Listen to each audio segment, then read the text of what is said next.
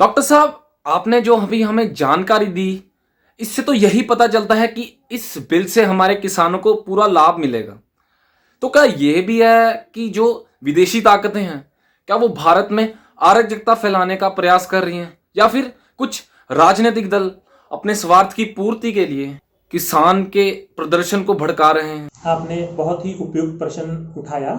अगर हम इस भारत सरकार के 3 राजपत्रों को देखें तो हम ये बात जानते हैं कि यह जो 3 राजपत्र जिसके माध्यम से ये कानून आए हैं, और उन कानूनों के राजपत्र को अगर हम ध्यान से देखें तो इन राजपत्रों के माध्यम से किसी भी कानून में ऐसा कुछ भी नहीं लिखा गया जो किसानों के खिलाफ हो। इन कानूनों का विरोध नहीं हो रहा। अगर मैं से आप पूछते हैं तो विरोध असल में केंद्र की सरकार का हो रहा है। कानूनों को तो सिर्फ एक माध्यम बनाया गया है सरकार का विरोध करने का, क्योंकि किसान पूरे देश में भरा हुआ है।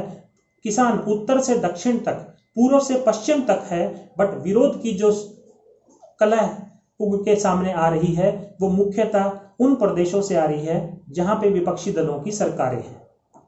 जहां तक इस विरोध की बात है, ये दुखदाई है, शर्मनाक है। किसानों को सड़कों पे नहीं आना चाहिए था, किसानों को खेतों में रहना चाहिए था। और आपके प्रश्न से हमको 1967 के दौर में एक पिक्चर आई थी, उपकार, और उस पिक्चर का एक गीत ध्यान आ गया, मेरे देश की धरती सोना उगले उगले हीरे मोती।